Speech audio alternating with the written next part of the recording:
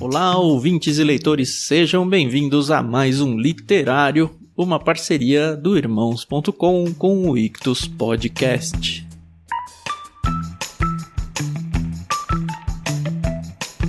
Eu sou o Thiago André Monteiro, @vulgutan, e vim aqui apresentar para vocês, no meio das minhas férias, um livro delicioso que a gente leu lá em outubro de 2029, no Literário número 14. Foi a nossa estreia de Sherlock Holmes, um estudo em vermelho, de Arthur Conan Doyle.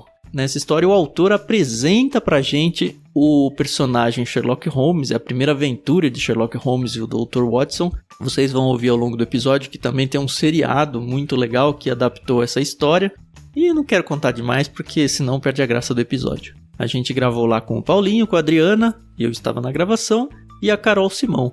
Lembrando que em agosto de 2019, sim, esse foi mais um livro que a gente mandou no plano Peixe Grande lá do Clube Ictus. Então não perca mais tempo, assine logo o seu plano para não perder os próximos livros, que se no passado a gente mandou livros tão legais assim, é certeza que a gente vai continuar mandando livros de cada vez melhor qualidade. Lembrando que a partir do dia 25 de janeiro, a gente vai ter uma grande novidade, que é o Literário fazer parte da grade oficial aqui do Ictus Podcast. Então basta que você assine o nosso feed em qualquer aplicativo de podcasts aí, que uma vez por mês vai pintar no seu aplicativo aí o episódio literário junto com o pessoal do Irmãos.com. Aproveitem então mais um episódio e conheçam Sherlock Holmes, um estudo em vermelho.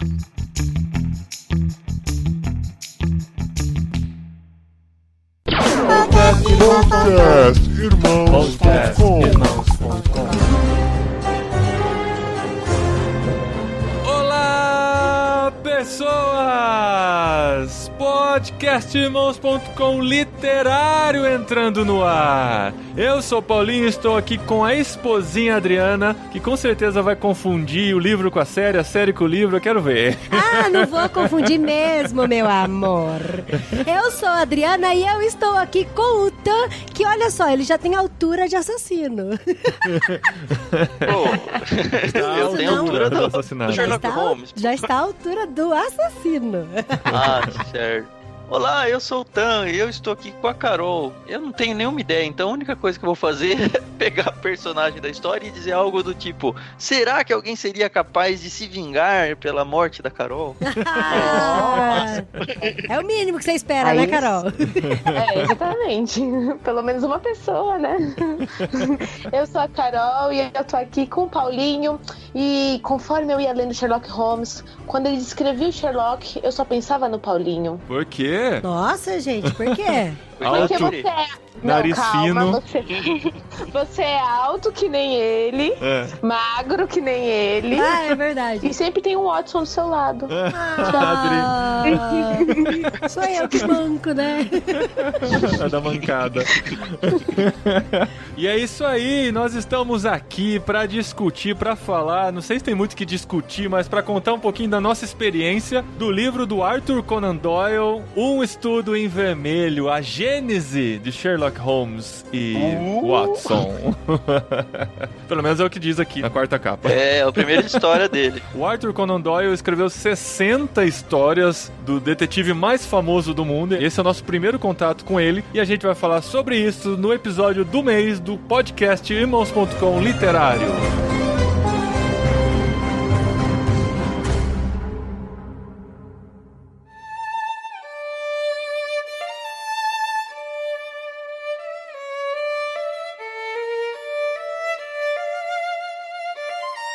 Viu? Só uma pergunta. Foi a primeira vez que eu li sobre a história do Sherlock Holmes. E vocês também? Sim. Eu já tinha lido metade da obra, que eu tenho a coleção completa dele. Não foi metade. Assim, que eu tenho bem lembrança, eu li o primeiro tomo inteiro, mas o que eu tenho memória mesmo é o Signo dos Quatro. Mas assim, memória mais ou menos. Se eu for ler de novo, eu acho que eu vou aproveitar tudo de novo. Essa é a minha história. Eu nem sei qual é a ordem.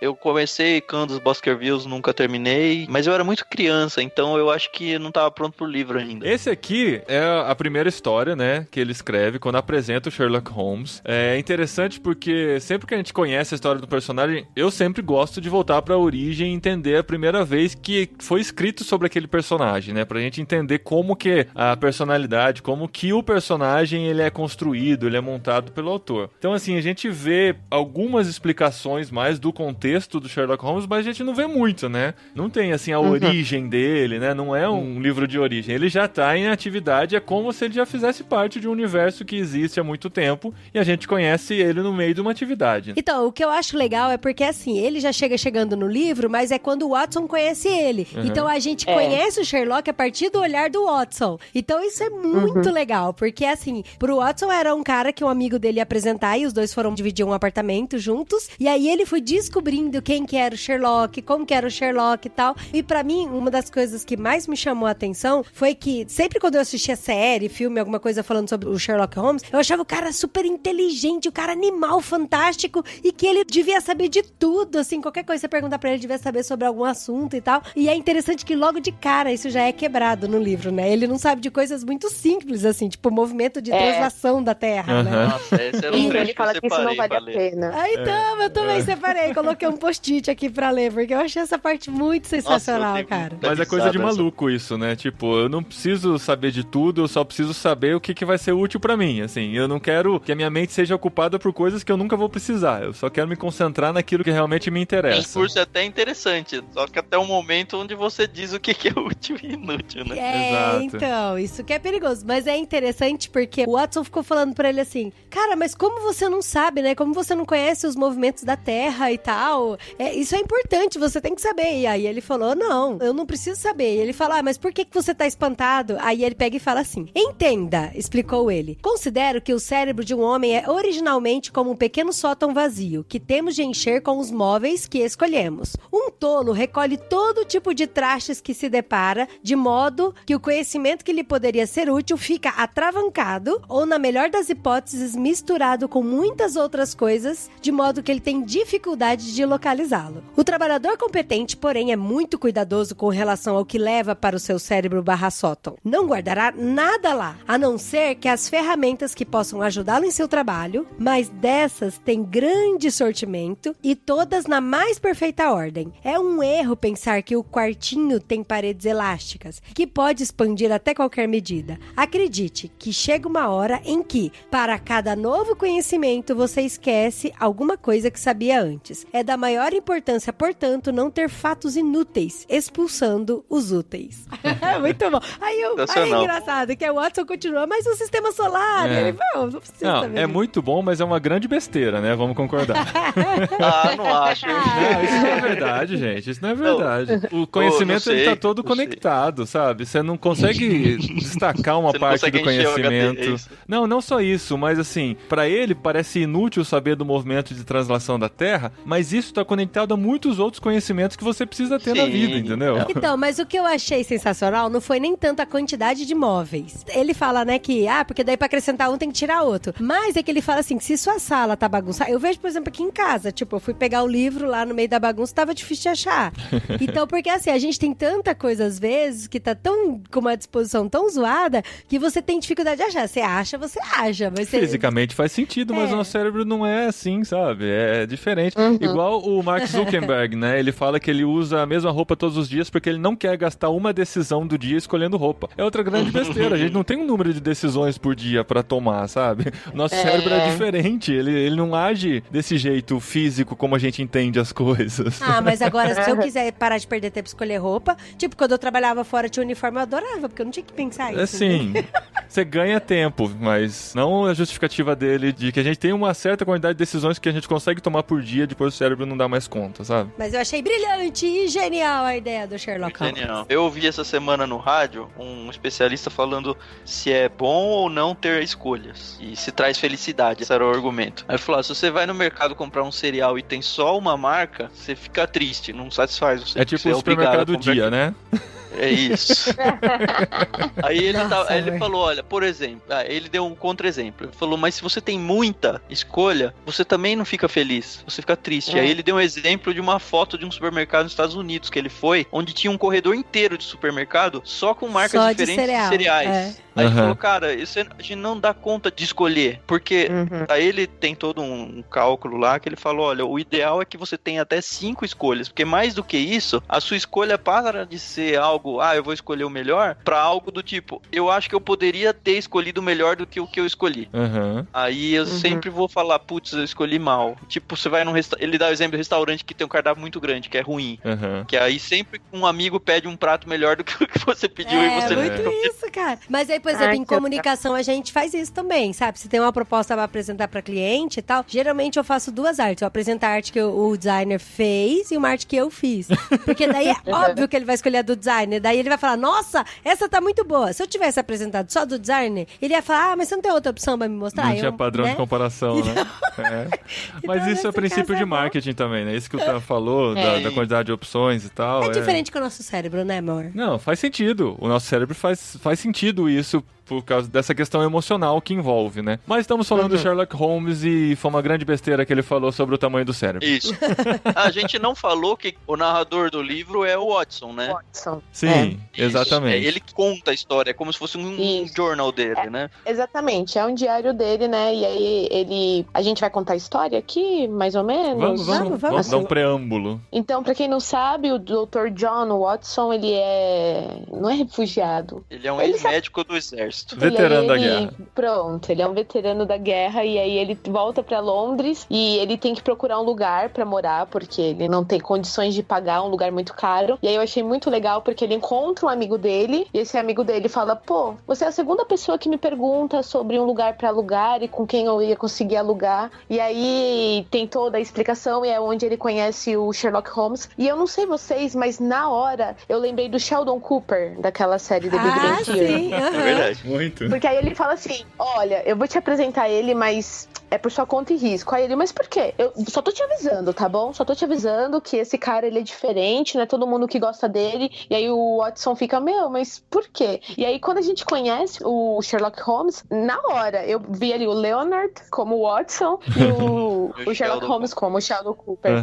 E durante todo o livro, era o Sheldon ali escrito em todos os detalhes. E aí, depois eu fui pesquisar e os autores da série The Big Bang, eles se basearam muito no Sherlock pra construir o personagem do Sheldon. Olha que da hora, não sabia não. Que muito da hora. bom. Então. E aí foi muito legal essa construção, né? Ele é tão inteligente quanto, né? Tem as mesmas manias e tem o sidekick dele, né? Que é o amigo que ajuda a trazer ele pra realidade. Bem interessante. Exatamente. Cara, eu achei fantástico, um pouquinho depois desse trecho que a Adri leu, a lista do muito bom. do Watson. Porque o Watson é todo metódico, né? Então ele anota tudo, aí ele bota, eu vou ler essa lista que é muito boa. Sherlock Holmes, seus limites. É o nome da lista dele. Número 1. Conhecimento de literatura. 0. Conhecimento de filosofia. 0. Conhecimento de astronomia. 0. Conhecimento de política, fraco. E é legal que ao longo da história isso vai sendo demonstrado, né? Alguns fatos que vão acontecer. Conhecimento de botânica, variável. Versado em belladonna, ópio e venenos em geral. Não sabe nada de jardinagem prática. E assim, o Sherlock Holmes, ele é viciado, né? Não sei se fica tão claro nessa história, mas conforme as outras foram andando, tem várias vezes que o Watson chega no apartamento e ele tá loucaço, assim. Ah, é? Eita. Nessa história só fala do charuto, não trata né? muito. Nesse eu não ele percebi. é viciado em ópio. Ah. Não, ele tem sutileza só, mas é porque eu já sabia disso, mas é interessante notar. Tanto que na apresentação ele já fala se o violino incomoda e se incomoda o fato dele ficar parado letárgico muito tempo. Isso é verdade.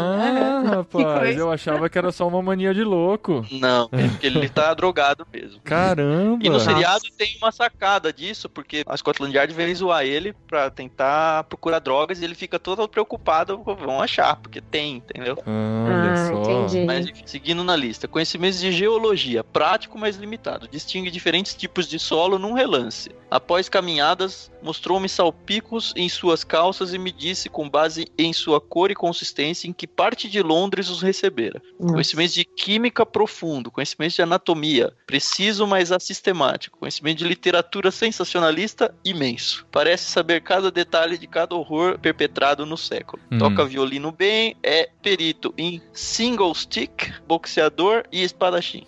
Tem bom conhecimento prático do direito inglês. Cara, muito engraçado. É bom que assim, né, meu? construiu a ficha do personagem no primeiro livro, né?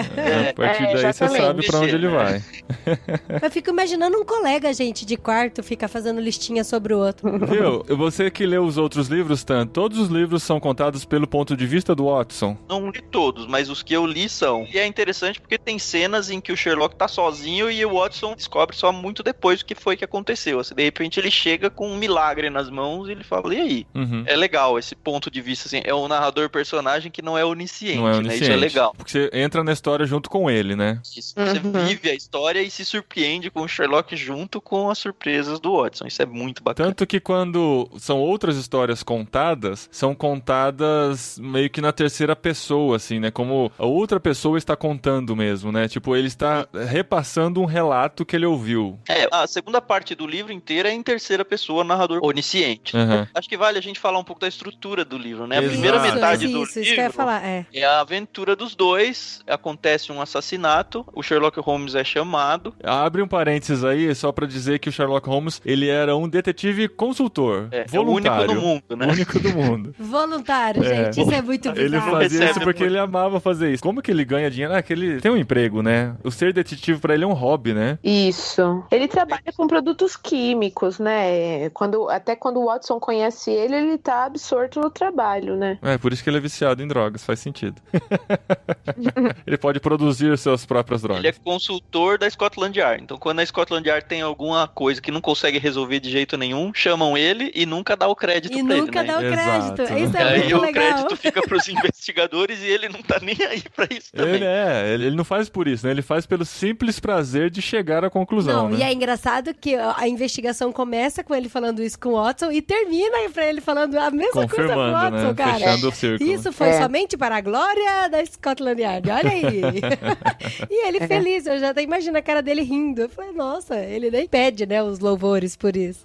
Mas continua, tá? Bom, aí acontece um assassinato. A Scotland Yard tem dois, não são detetives, né? Que são... São investigadores, né? dois investigadores. Eu só lembro o nome do Lestrade, vocês lembram o nome do outro? Gregson. Gregson. Tá. E aí eles vão começar a consultar o Sherlock Holmes, que aí, pra quem tá entrando na história, isso já aconteceu várias vezes, não vai ser a primeira vez. Mas pra visão do Watson, é a primeira vez que ele vai acompanhar isso. E um não gosta do outro, mas os dois consultam o Sherlock. Então eles Isso. confiam muito na opinião dele. Eles estão competindo entre si e usando o Sherlock pra chegar às suas conclusões. Exatamente. Assim, a história passa numa época de carruagens, esse tipo de coisa, assim, em Londres. Então não é a época atual. E aí ele vai lá e, tipo, é aquela cena que todo mundo já imagina, né? Ele chega na cena do crime e só de chegar lá pra dentro ele já tem metade do crime resolvido na cabeça dele. E ninguém enxerga nada e tudo ele enxerga. E aí, conforme o livro vai andando, ele vai explicando as coisas pro Watson. E é legal que ele deixa os dois investigadores irem pros caminhos errados. Ele Pra deixa, concluir, cara, ele vão deixa. resolver, e aí ele fala, então você achou isso aí? Que interessante, né? Não, e é engraçado que o Watson olha pra ele do tipo, nossa, mas isso que o Lestrade tá falando faz muito sentido. E aí eu consigo imaginar no livro a cara dele, sabe? Tipo, aqueles gifs do Homem de Ferro virando o olhinho pra cima, assim, deixa ele lá. Não, mas isso faz muito sentido, isso aí. Ele tá bom, se você acha que... E aqui eu queria abrir outro parênteses, que é o do paralelo com a série inglesa, aquela que tem 1 hora cada episódio e tal. Eu só assisti o primeiro, é uma série que eu tô querendo assistir há muito tempo, e a gente assistiu o primeiro capítulo sabendo que era relacionado com esse livro, que chama Um Estudo em Pink, inclusive, né? Um estudo em rosa.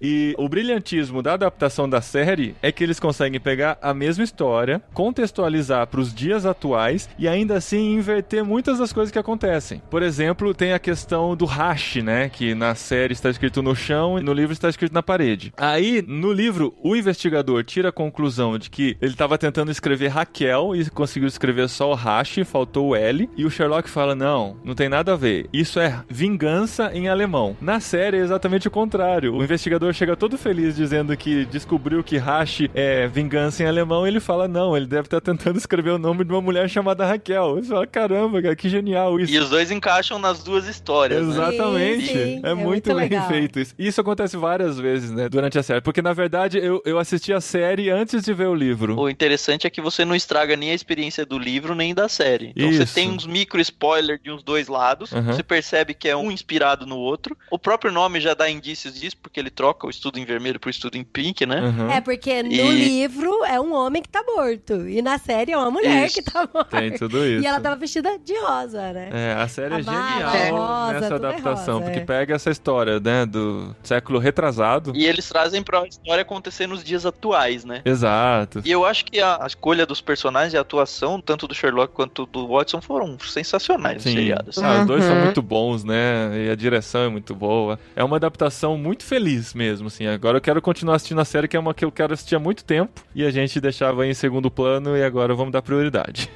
Como você falou que o Sherlock chegou lá na cena do crime e logo ele já foi matando de 100% de coisa que ele precisava saber pro crime, 80% já tava na cena do crime. E é interessante porque depois o Watson fala, nossa, mas como que você descobriu tanta coisa assim tão rápido? Ele fala, olha, explicar pra você como que eu entendi é muito difícil, mas eu vou tentar explicar pra você, porque meu cérebro é muito rápido nesse sentido. Aí ele pega e explica, por exemplo, por que que quando ele conheceu o Watson, ele já fala assim, e aí, voltou faz muito tempo do Afeganistão? Daí, tipo, como assim você descobriu que era do Afeganistão, sabe? É. E aí ele fala, não, e aí, tá vendo como que eu descobri que você era do Afeganistão? Porque você tem um ar inteligente, então você deve ser médico. E voltou de lá. E você tá bronzeado, mas os punhos estão brancos. Então quer dizer que você usou um uniforme grande. Você manca, então deve ter sido um acidente de guerra. E aí, cara, você fica, nossa, muitas explicações pra um lapso de segundos no cérebro dele, né? E são Exato. coisas todas óbvias, né? Que é só juntar as peças mesmo, né? Mas já pensou que a gente faz a mesma coisa? Obviamente não com crimes, mas às vezes a gente olha pra uma pessoa e a gente consegue fazer uma associação tão rápida de, sei lá, tipo, eu consigo associar o Paulinho tão rápido ao Impulso e a Adri ao Vocari, sabe? Porque eu conheço essas informações de vocês e o meu cérebro trabalha tão rápido por eu conhecer que eu chego a essa conclusão. Então não é tão impossível.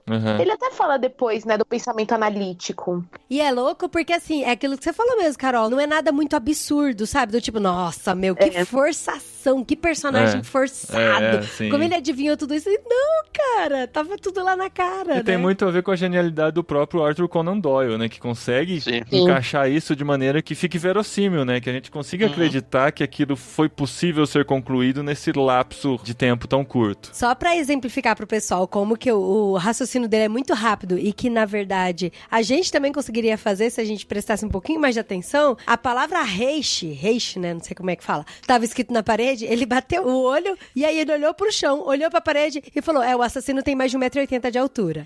Daí, tipo, ué, por quê? Ué, porque ele só conseguiria escrever na parede com aquela altura e o tamanho das passadas da marca no chão é passadas de pessoas que têm mais de 1,80 m de altura. É, ele fala que a gente tem o costume de, quando vai escrever na parede, escrever na altura Na dos altura olhos. dos olhos. Isso é bem legal porque tem muita coisa da vida que a gente consegue perceber só por observação mesmo, né? Nessa viagem pra Ásia que eu fiz, eu experimentei muito isso e foi legal que os missionários que estão lá se preparando pra morar lá na Tailândia, eles têm aprendido sobre isso. É o observação cultural, que chama. De você chegar num lugar e você ficar só olhando por uns 5 minutos, tentar concluir. Teve uma vez que a gente chegou num templo budista e o templo tem o prédio lá, né? Onde acontecem as reuniões deles lá e tal, mas o templo tem outras áreas dentro do pátio, né? E tem um lugar que tem uma chaminé. Daí eles falam pra mim, o que você acha que acontece lá? Aí eu falei, não sei e tal, né? Ele falou, não, olha, fica olhando por 1 minuto aí você tenta concluir. Aí eu vi, tinha a chaminé, tinha um espaço para as pessoas ficarem lá. Por que é a chaminé? Será que eles fazem churrasco? Não, eles não fazem churrasco. Eles devem queimar alguma coisa e tal. Aí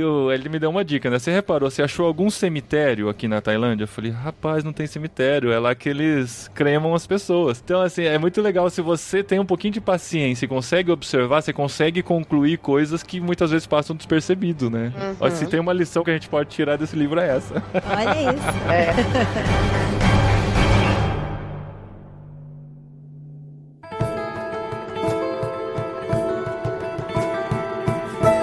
Voltando pra a estrutura do livro, né? Um livro, na verdade, são 2 livros juntos, né? A primeira metade é focado aí no Sherlock, no Watson e no assassinato, e aí na metade dele o Sherlock Holmes pega o assassino. Pega e fala, tipo, de onde você tirou esse cara, Nossa, né? mas por que esse cara é o assassino? Não teve indício nenhum que ele era o assassino. E aí né? ele fala, vou explicar, e termina. E aí, Essa parte ele não explica nada. Aí você fala assim, ele deve ter explicado e tal. Eu falei, nossa, que burro, né? Em vez de contar pra gente, fica por isso mesmo. Inclusive, eu achei que fossem 2 casos diferentes. Não, exatamente. Quando começa outra história... começa o parte 2 do livro. Aí muda o narrador, é um narrador em terceira pessoa, começa a contar de um cara e uma menina que estavam quase mortos nos andando Estados no Unidos, deserto. né? Sem contar isso, porque a gente tava na Inglaterra até então, de repente, uma história no meio do deserto, entre as montanhas. Muitos anos antes. Aí é uma outra história que tem, a princípio, você nem vê link com nada. E demora, né? Ela é longa. Demora São os pra 3 caramba. capítulos, 4 capítulos. Do livro, assim. 4 capítulos que você fica assim, e onde vai dar isso? Cadê o Sherlock Holmes, né? Será que eles enxertaram? A minha sensação era, será que eles enxertaram esse livro aqui só pra ele ficar mais grosso, sabe? Tipo, uma outra história do Arthur Conan Doyle só pra encher linguiça? Que nem tem nada a ver com detetive, né? Não, eu até achei que fosse uma história do Sherlock Holmes, mas eu achei que fosse outro caso, sabe? Eu achei que fosse a construção da história. Então, mas tava demorando. Eu até tava achando, uma outra história do Sherlock Holmes. Ele vai aparecer a qualquer momento. Ele vai aparecer nos Estados Unidos, não sei porquê, mas vai aparecer lá, né? E assim, a história ia passando e ia ficando cada vez mais longe de Sherlock Holmes. Eu falei, não tem nada a ver essa história.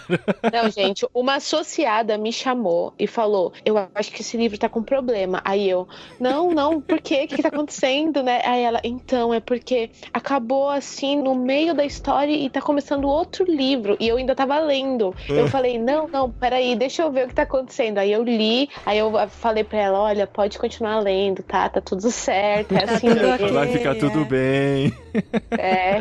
Na verdade, ele tá contando a história do assassino, né? Sim, exatamente. a história do assassino. E aí lá no fim, ele não vai precisar explicar muita coisa, porque você já vai saber a história inteira que fez o cara cometer o assassinato e tudo, e é a graça. E aí no finalzinho, o Sherlock explica os links que ele fez pra, tipo, enxergar tudo isso, que foi outra história que a gente tava lendo e não entendia nada, e o Sherlock Holmes tinha entendido tudo, né? Então, mas o legal é que assim, que mesmo nessa segunda parte, sendo uma história que a gente acha que tá completamente desconexa, é uma história sensacional. Isso, Nossa, é muito envolvente. É uma história muito envolvente. É muito legal, muito, muito legal. Eu até pensei, sabe? Eu falei, não tem nada a ver com Sherlock Holmes, mas eu tô achando bem legal isso aqui. Diz aí se não lembrou a Jane Austen. Não tem nada a ver. O que eu achei legal é que eles usaram situações e pessoas que realmente existiram, né? Eles usaram a cidade de Salt Lake City, né? Que foi onde a comunidade dos Mormons cresceu nos Estados Unidos, né? Cresceu do tipo de... ficou abastada, né? Porque já existia. E eles usaram também o nome do pai deles, né? Lá, o Young. Brigham Young. O profeta? Que Essa parte eu não sabia, né? Não, ele realmente existiu.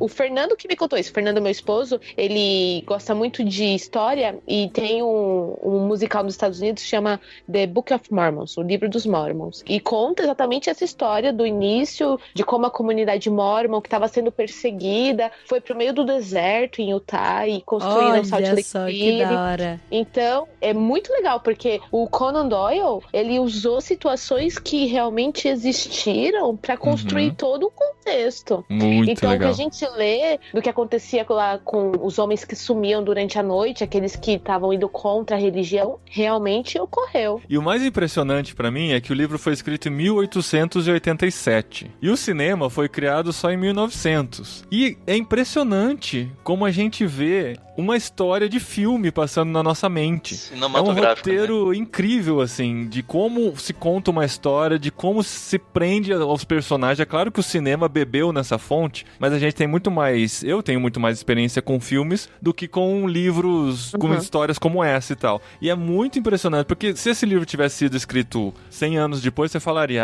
é muita influência das histórias do cinema e tal. Mas daí aqui você vê como que a construção do personagem é esse parênteses que se faz dentro do filme pra contar uma outra história, é coisa de diretor renomado, assim, de diretores gênios que conseguem abrir uma história no meio da outra e depois conectar as duas de forma brilhante. Eu acho isso muito legal nesse livro. Não, e é tão brilhante porque tem toda a história, né? né, do cara que tava com a menininha no deserto e toda a família morreu. E aí depois eles são salvos pelos Mormons. E aí eles vão pra Salt Lake City. Aí eles têm a casa lá, o terreno. E aí você vai vendo toda a narrativa e tal. E aí quando vai chegando lá próximo do final, você já encaixa tudo na cabeça. Assim, eu não sei vocês, mas pra mim foi encaixando. A hora que ele chegou em Londres, eu falei, é isso! É isso! E aí eu falei, pronto, já entendi quem é o assassino, agora já entendi tá tudo na Europa, e tal. faz sentido, né? Não, Lembrei que eu a hora que Eu ele já tinha vai pra matado bem antes por causa dos nomes, né? Exatamente. Foi onde eu comecei a. A hora que apresenta os entender. 2 filhos Mormons O Drebber, lá e o nome é igual, eu falei, Nossa, eu nem me toquei. eu lembrei Não, do porque eu já nome fui do procurando Drebber. a ponta o tempão, né? E não achava nunca. Eu achei, falei, acho que... Então, a hora que apareceu o Drebber, né, que é um dos caras, só que até então eu achei, falei assim, não, deve ser filho, sabe? Alguma coisa assim. O Drebber, o E aí nome ele dele já quer- tinha sido citado, então, no livro? Eu não tinha no reparado. começo. Já. Ah, É a minha mania de aparecer personagem, eu já fazer marcação no livro pra... entendi. Pra já E ir aí quando captando. aparece um nome novo, eu vou onde eu marquei personagem pra... esse aqui já falou, esse aqui não. Só não funciona no Dostoiévski, que tem 3 nomes pra cada Nossa, personagem. cara, Não, eu Realmente. fiz isso aí lá, foi fundamental. Não, no Dostoiévski eu anotei no papel, sério mesmo. Eu ia acompanhando, essa aqui já parece, tá, essa daqui é a mesma que essa daqui, então tá bom. E aí a hora que a gente fecha, assim, o ciclo da narrativa, eu falo, cara, que da hora, é muito legal. Que história, muito bem amarrada. É uma diversão gostosa, né? Porque é um momento pra você relaxar, como você assistir um filme. Você pode Isso. tirar uma liçãozinha ou outra, mas essa não é a intenção do livro. É você se conectar com uma realidade diferente e viver aquela experiência. E vocês se ligaram que o hack, que é o vingança em alemão, não tem nada de alemão na história?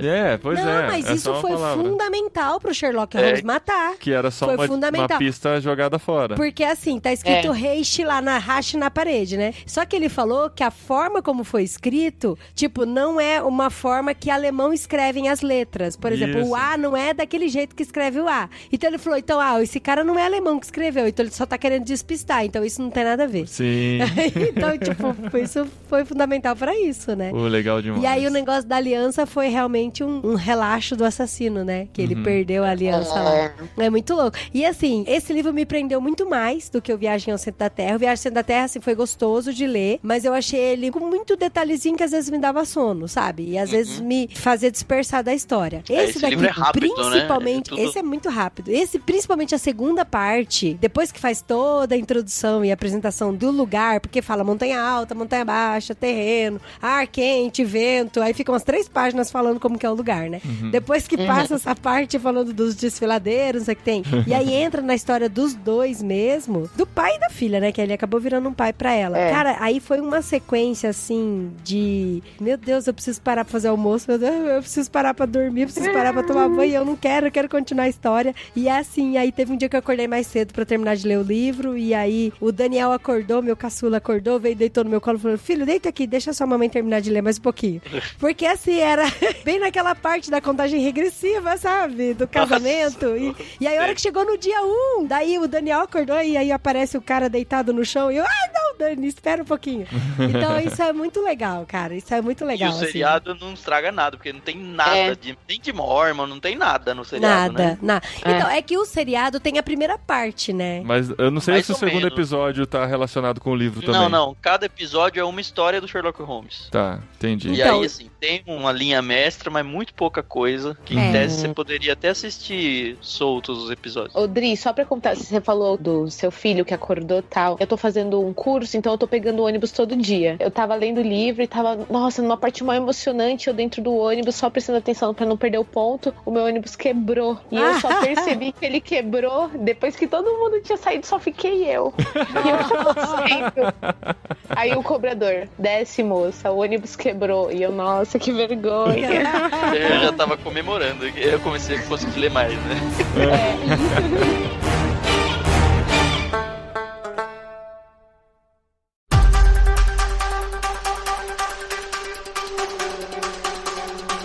Muito bem, gente. Passamos por Arthur Conan Doyle. Foi uma experiência muito legal, um mês mais leve, que a gente tava muito cheio de coisa, né? A minha viagem, todos os compromissos com o impulso, a correria toda que a gente tava aqui, deu pra encaixar um livro mais leve, que a gente não precisava, assim, tá com o cérebro muito conectado, né, pra entender tudo. Não era um livro altamente teológico, mas a gente não pode viver só de água com açúcar, a gente precisa ir pra sustância. E no mês de outubro, para gravarmos em novembro, nós vamos ler algo muito mais pesado.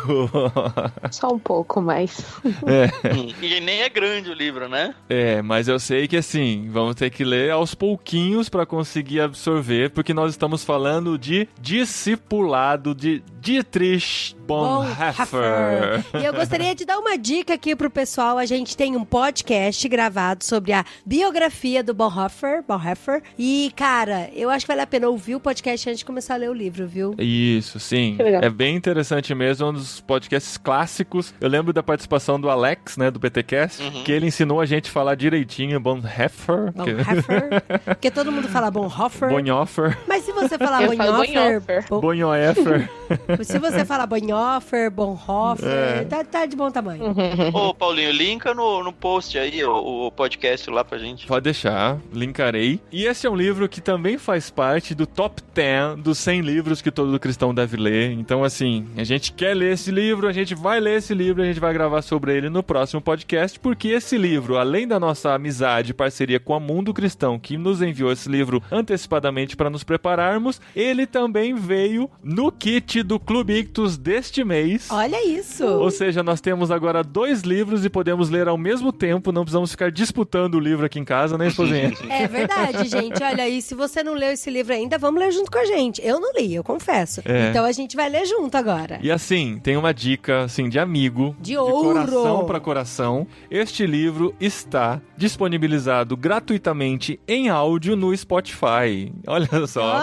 Procura por Discipulado no Spotify, você pode ouvir primeiro fazendo outras coisas. Podcastirmãos.com, escuta a biografia do Bonhoeffer, e aí depois você procura o livro do Depois acessa Bonhoeffer. clubictus.com.br, assina um dos nossos planos, que agora tem plano infantil. Exato. E depois você vai atrás do livro de graça. Você tem muitas tarefas para fazer. Você tem muita coisa pra fazer. Fala nisso, estamos ansiosos aqui pelos kits, viu? Pelo Clubinho Ictus, a gente vai fazer o unboxing com as crianças, gente, hein? vocês não têm noção. A gente chega com o carro na portaria, a porteira fala, Daniela, tem pacote aqui. Aí os meninos, o Clubinho Ictus. Aí não é. Aí eles ficam... Sério, pelo menos umas 4 vezes eu já escutei esse. Não, eu acho que a parte legal do clube é isso, né? Esse negócio Cara, presente, muito legal. surpresa inesperado todo mês. Então, para conhecer mais sobre o Clube Ictus, entra lá em clubeictus.com.br ou clica no link aqui no post, adiciona o cupom IRMÃOS para ter 10% de desconto no primeiro mês e faça parte desse clube de assinaturas junto com a gente para poder ler livros junto com a gente e acompanhar essa jornada deliciosa da leitura de livros variados indicados por peixes grandes, por pessoas que conhecem bem do que estão indicando. E se você tem vontade de ler, leia. Não vem com essa desculpa de, não tive tempo pra ler. Só prioriza a leitura, tá bom? Porque nós aqui, todos nós não temos tempo para nada nessa vida. Todos nós temos filhos. Mas sempre tem aquele momentinho de manhã, na hora que você vai fazer um cafezinho. No banheirinho. O banheirinho, por exemplo, eu já não levo o meu celular pro banheirinho. Sempre tem uma literatura lá me esperando. Então, é isso aí, fica a dica.